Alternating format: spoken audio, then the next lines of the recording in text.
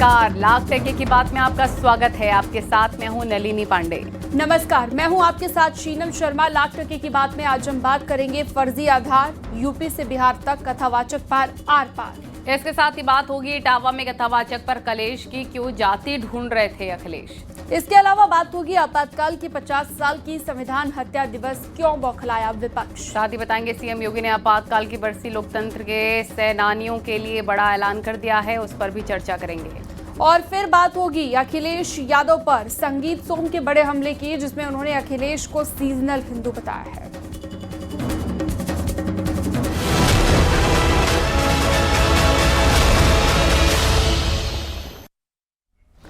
इटावा में कथावाचक के साथ अभद्रता का एक मामला लगातार तूल पकड़ता जा रहा है। जाति पर छिड़ा घमासान यूपी से बिहार तक पहुंच गया है। अखिलेश के साथ अब तेजस्वी भी सियासी जमीन तैयार करने में जुटे हैं। लेकिन इसी बीच इस मामले ने फिर से एक नया मोड़ ला दिया है। पहले यजमान ने छिड़काने का आरोप लगाया, अब जिन कथावाचकों ने जाति के नाम पर मारपीट करने का आरोप लगाया था, उन कथावाचकों के आधार फर्जी मिले हैं। कथावाचक के एक आधार कार्ड के नाम के आगे सिंह लगा है तो दूसरे में अग्निहोत्री। आयोजक का ये कहना है कि कथावाचक ने झूठ बोला था। पहले देखिए रिपोर्ट, फिर दिखाएंगे इस पर यूपी से बिहार तक कैसे राजनीति हो रही है।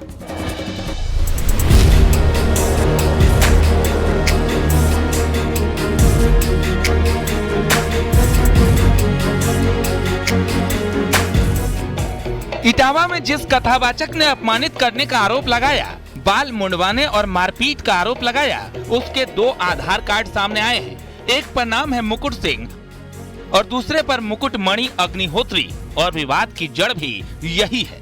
गांव वालों का आरोप है कि कथावाचकों ने अपनी जाति छिपाई, खुद को ब्राह्मण बताया था और फर्जी कार्ड दिखाया था। तो हमने फोन किया यहाँ से भी, हमने कहा महाराज यहाँ तुम्हारे नजदीक की बात है, क्या आप यादव हैं क्या? कहा नहीं महाराज जी हमारा आधार कार्ड है। तो हमने कहा समझ लेना आप। कहा हमने समझ लिया। तो हमने कहा कोई दिक्कत ही नहीं। ये डीलर जब बोले तो महाराज जी ये यादव है, तो हमने इनसे ये तक शर्त की कि मुझे पप्पू खोद के गड़वा देना अगर दी। जब हम आधार कार्ड देखें तो इसी पे भरोसा करते रहे। लेकिन जब यहाँ उनका पता किया गया तो और उनका लगाया गया पता, तो वो यादव ही निकले। यहाँ पूछा गया, फिर बाद में यादव ही बताया कि हम यादव। कथावाचकों का आरोप है कि लोगों ने यादव जाति बताने पर उसका अपमान किया, लेकिन जिसने कथावाचकों को बुलाया उसके मुताबिक उन लोगों ने खुद को अग्निहोत्री बताया था। अब कथा में जो यजमान बने थे उनका भी पक्ष सुनिए। शासन को ये देखना चाहिए, ये गांव समाज है, उनको पहचान नहीं छुपानी चाहिए। व्यास हैं, भगवान के रूप होते हैं व्यास, तो वही गलत अगर कर रहे हैं तो अब समाज की क्या गलती है? जो आजकल के लड़का कि जब आप समाज सुधारक हैं, आप ही झूठ बोलो तो बच्चों की क्या वही संदेश बच्चों में जाएगा कि नहीं जाएगा?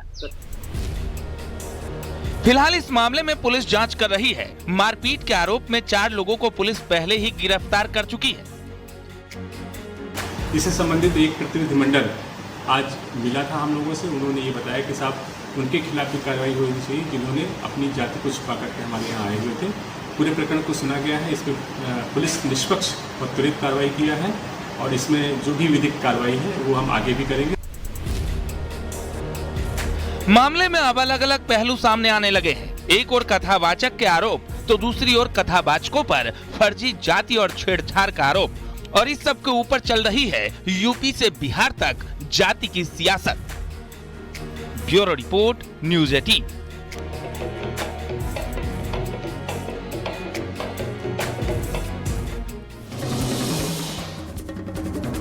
इटावा की घटना को अखिलेश यादव पहले दिन से भुनाने में जुटे हैं। अब इस घटना पर तेजस्वी यादव बिहार में सियासी जमीन तैयार करने में जुटे हैं। अखिलेश यादव ने सवाल उठाए हैं कि जिनके बाल काटे गए, चोटी काटी गई, वो अपने भगवान की भी भागवत कथा नहीं कह सकते, तो क्या? वहीं तेजस्वी ने यह भी कहा कि अगर किसी ने बिहार में ऐसा करने का सोचा भी तो हम छोड़ेंगे नहीं। जिनके बाल काटे गए, जिनकी चुटिया काटी गई, वो अपने भगवान की भी नहीं भगवत गीता गा सकते, अपनी कथा नहीं कह सकते, अपने भगवान की नहीं। आप बताओ हनुमान जी की जाति किसने बताई? प्रभु श्री राम की जाति किसने बताई? बताइए, प्रभु श्री राम की जाति किसने बताई थी? आप बताइए। आप कोई नहीं बोलेगा क्योंकि इमरजेंसी है। अगर नाम बोल दोगे तो डीएम एसपी आपको जेल भेज देंगे। ये भी इमरजेंसी है। आप बताइए, रुक जाओ भाई, ये बताओ प्रभु श्री राम को और प्रभु श्री राम की जाति किसने बताई? भगवान सबके, हमारे भी हैं।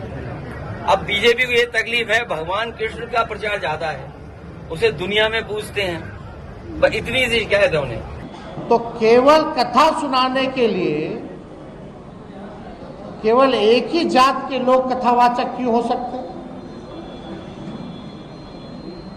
अगर पिछड़ा अगर कथावाचक बनता है तो उसका मुंडन करा दिया जाता है, सर जो है छील दिया जाता है और नाक रगड़वाया जाता है।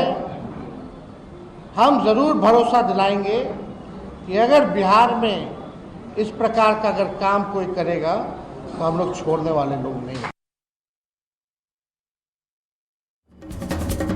कथावाचक के साथ अभद्रता और जाति को लेकर घमासान पर शंकराचार्य स्वामी अविमुक्तेश्वरानंद ने बड़ा बयान दिया। उन्होंने कहा कि घटना के वक्त दो दोषी थे, पहला पहचान छिपाकर कथा कहने वाला, दूसरा जिसने बुलाकर अपमानित किया। शंकराचार्य के मुताबिक तीसरे दोषी अखिलेश यादव हैं, जो इस घटना में राजनीतिक लाभ लेने की कोशिश कर रहे हैं। वहीं काशी विद्युत परिषद और अन्य साधु संतों का कहना है कि इस मामले की जांच होनी चाहिए। जो सार्वजनिक कथा होती है उसमें ऐसे व्यक्ति को व्यासासन पर बैठाया जाता है जिसके श्रीमुख से सब कथा सुन सकें और उसके नीचे बैठने में हिचक महसूस न करें। ये परंपरा, ये जो अनादर हो रहा है, ये क्यों हो रहा है कि आप छुपा क्यों रहे हो? जो हो वो कहो, आपको जो हैं वही कहेंगे तो उसी रूप में भी स्वीकार करने वाले लोग हैं। तो ये भी बताता है कि जिस जाति में आप जन्मे हो उस जाति के लिए आपके मन में गौरव ही नहीं है। तो एक जाति छिपाने का दोषी, एक जाति पता चलने पर उसका अपमान करने का दोषी, और तीसरा ये भी दोषी हो गए कि ये इसमें राजनीति करने लग गए।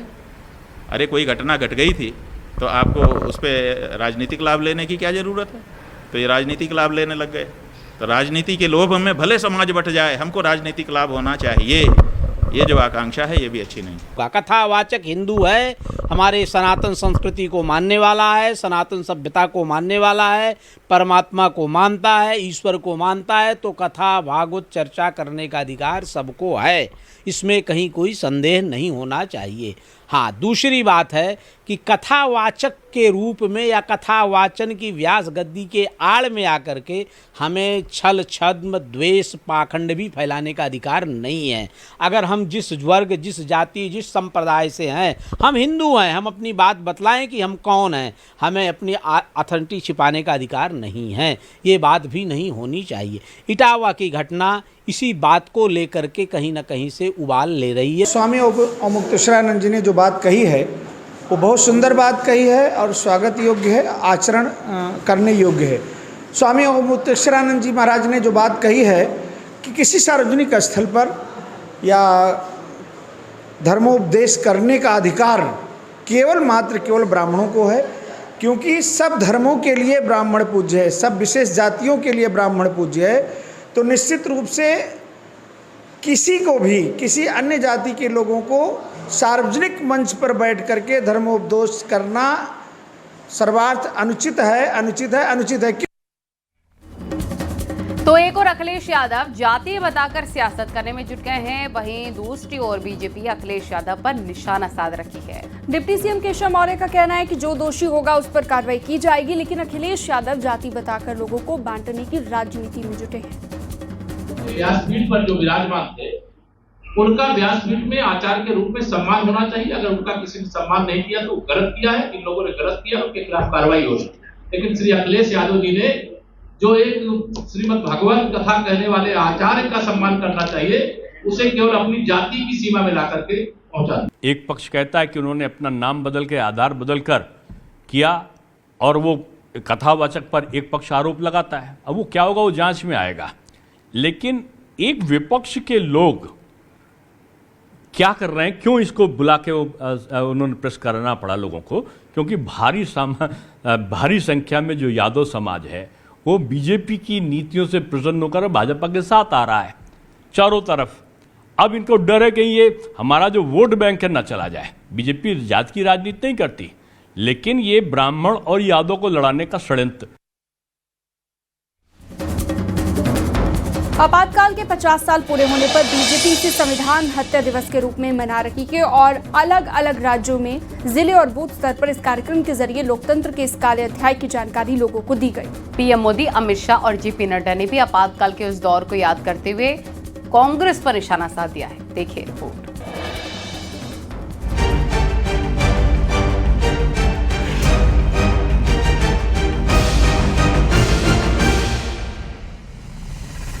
देश में आपातकाल लागू किए जाने के आज 50 साल पूरे हो गए। 25 जून 1975 को ही देश में आपातकाल लागू किया गया था।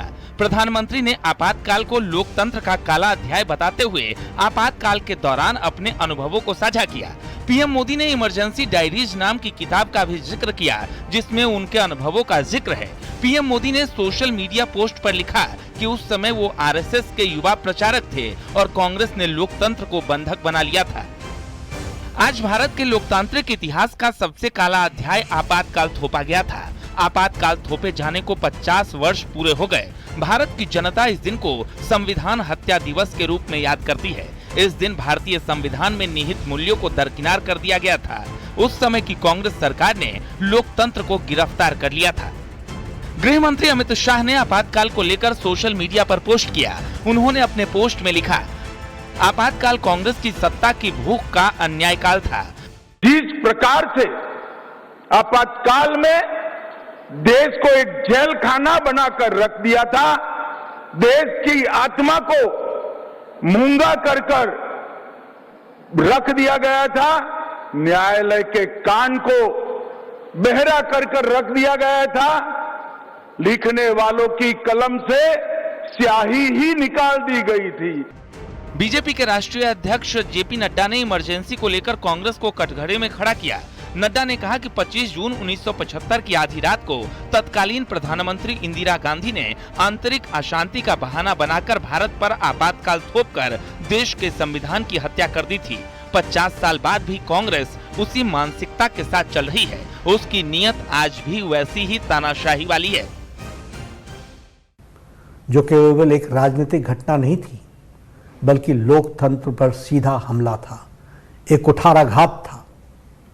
25 जून 1975 की आधी रात को तत्कालीन प्रधानमंत्री इंदिरा गांधी ने आंतरिक अशांति का बहाना बनाकर भारत पर आपातकाल थोप दिया था और देश के संविधान की हत्या कर दी थी। आपातकाल के 50 साल पूरे होने पर बीजेपी इसे संविधान हत्या दिवस के रूप में मना रही है। वहीं विपक्ष और कांग्रेस इसे बीजेपी की राजनीति बता रहे हैं। Bureau report, news 18।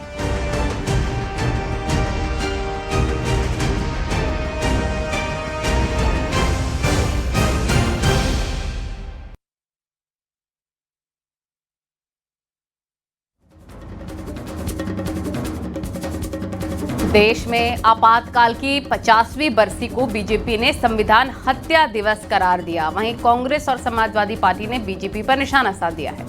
कांग्रेस अध्यक्ष मल्लिकार्जुन खड़गे ने कहा है कि बीजेपी नाकामी छिपा रही है, तो अखिलेश ने अघोषित आपातकाल की बात कही है। हो गई नोटबंदी जो हो गई, बाहर का काला धन लाने की जो बात हो गई, वो सब कहाँ है? और इनके जो फेल्यूअर्स है, झूठ जो बातें इन्होंने बार बार करते आए हैं, तो उस झूठ को छुपाने के लिए, अपने बातों को छुपाने के लिए वे आज ये नाटक। घोषित इमरजेंसी है और भारतीय जनता पार्टी इस अघोषित इमरजेंसी की कब खुशी मनाएगी? ये तो मना रहे हैं क्योंकि राजनीतिक उन्हें लाभ उठाना, इसलिए मना रहे हैं भारतीय जनता पार्टी के लोग। लेकिन आज भी तो अघोषित इमरजेंसी है। ऐसी इमरजेंसी में भी नहीं हुआ जो घटनाएं आज। आपातकाल की 50वीं बरसी पर लखनऊ में आयोजित कार्यक्रम में सीएम योगी ने स्वतंत्रता सेनानियों और उनके परिवारों के लिए कैशलेस इलाज का बड़ा ऐलान कर दिया है। साथ ही सीएम योगी ने आपातकाल को काला अध्याय बताते हुए कांग्रेस पर जमकर निशाना भी साधा।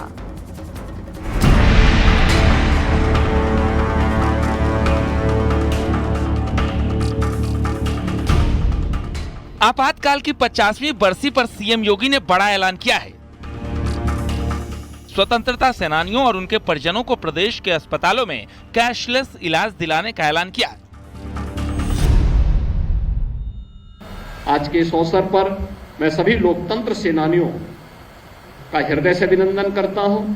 उत्तर प्रदेश के अंदर जो हमारे लोकतंत्र सेनानी हैं, इन लोकतंत्र सेनानियों की स्थिति को देखते हुए हमने पिछली बार जब मेरे सामने प्रस्ताव आया था, हमने उनकी मासिक पेंशन की राशि को बढ़ोतरी की और इस बार हम उनको घोषणा कर रहे हैं कि उनको कैशलेस उपचार की व्यवस्था उनके और उनके परिवार के सदस्यों के लिए हम लोग इस अवसर पर प्रदेश के अंदर लागू करेंगे।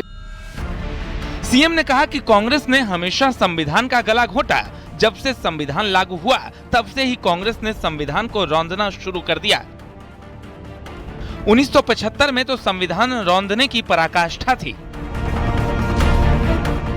इस देश के क्रांतिकारी नारा देते थे, तेरा वैभव अमर रहे मां, हम दिन चार रहे न रहे। और कांग्रेस ने उस दिन उस संकल्प को कैसे उस संकल्प को चकनाचूर किया कि मेरी सत्ता बनी रहे, चाहे लोकतंत्र रहे न रहे। और यह करके कांग्रेस ने आज ही के दिन 50 वर्ष पहले भारत के संविधान का गला घोंटने का काम किया था। भारत के संविधान का गला। लखनऊ में संविधान हत्या दिवस 2025 पर आयोजित कार्यक्रम में सीएम योगी ने लोक भवन में आपातकाल पर लगाई गई प्रदर्शनी को भी देखा। Bureau report, news 18।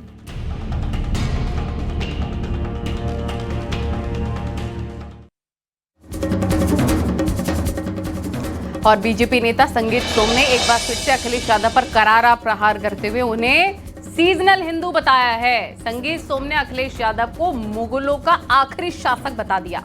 सरधना में बूढ़ा बाबू मेला के दौरान संगीत सोम ने ये बातें कही हैं। संगीत सोम का बयान सोशल मीडिया पर लगातार वायरल है।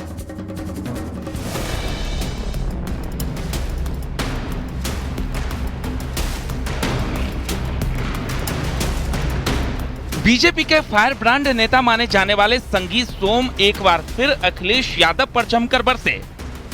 सरधना में मेला बूढ़ा बाबू के दौरान संगीत सोम ने अखिलेश यादव पर जमकर निशाना साधा।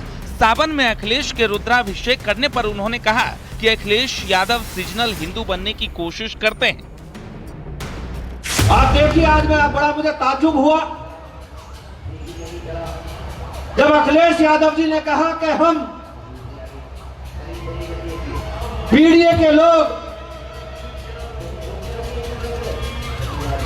सावन के पहले सोमवार को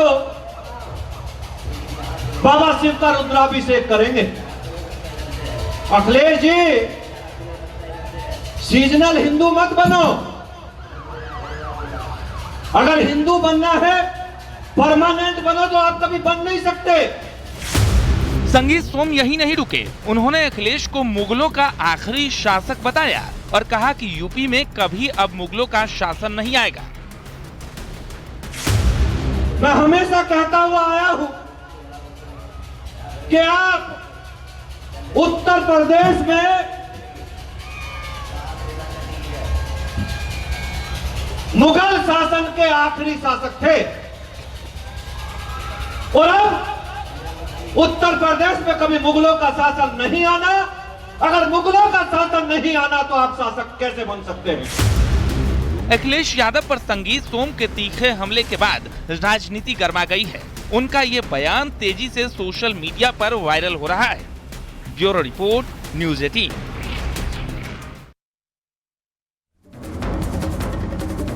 और वक्त एक छोटे से ब्रेक का है। खबरों का सिलसिला जारी है।